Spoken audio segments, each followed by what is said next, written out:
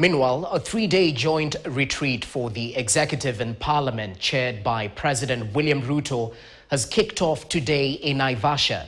This being the first such meeting during which the president underscored the need for close collaboration between the two arms of government, even as they took stock of the Kenya Kwanza government's achievements, challenges and aspirations.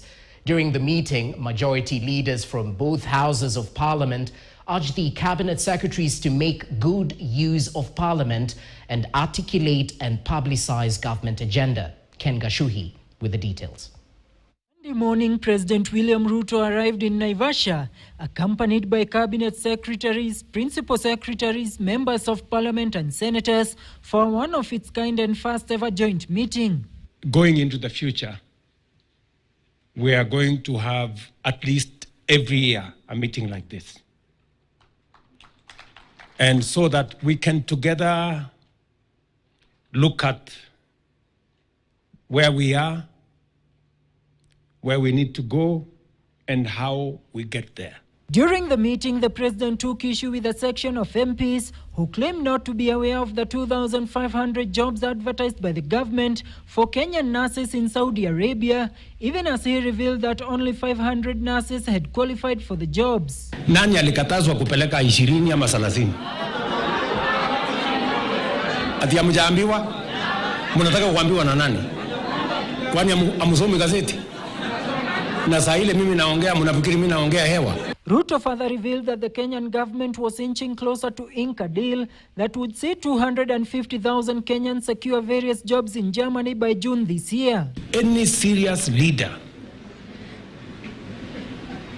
will listen to what I am saying and do something about it. Because the only thing I find when I come to counties, watu wananiambia, oh, kuna mwanasiasa fulani alianguka kura, tafutia kazi. Kuna mwingine hapo alianguka kura, tafutia kazi. Na hawa wengine wote amusemi. Na opportunity ndio hii. At the same time, the president underscored the need for close collaboration between the executive and the legislative arms of the government to realize their agenda. In making sure that the proposals that have come from the executive, from the ministers and principal secretaries, as they tailor the programs that are necessary for us to implement the plan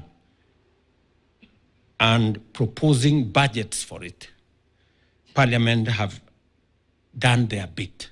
National Assembly Majority Leader Kimani Ichung'wa urging the cabinet secretaries to use parliament in articulating the government's agenda. This as Deputy President Rigathi Gachagua said that there was a need for a balance between the cabinet secretaries appearing in parliament and executing their mandate. If you get an opportunity to answer to a question, take that opportunity to also challenge us as members of parliament to also be a bit quick in pushing through government agenda, especially something like the ICT hubs. We will request a meeting with the leadership so that we agree on how to balance between ministers appearing in parliament to answer questions and also be available to serve. Because sometimes even we have cabinet committees, we are not able to prosecute our agenda because ministers are in out of parliament. The cabinet secretaries will exclusively meet the president on Tuesday, where each is expected to give their scorecard. Ken Gashuhi, KTN News. Meanwhile, the Kenya Kwanza administration is now targeting to have the housing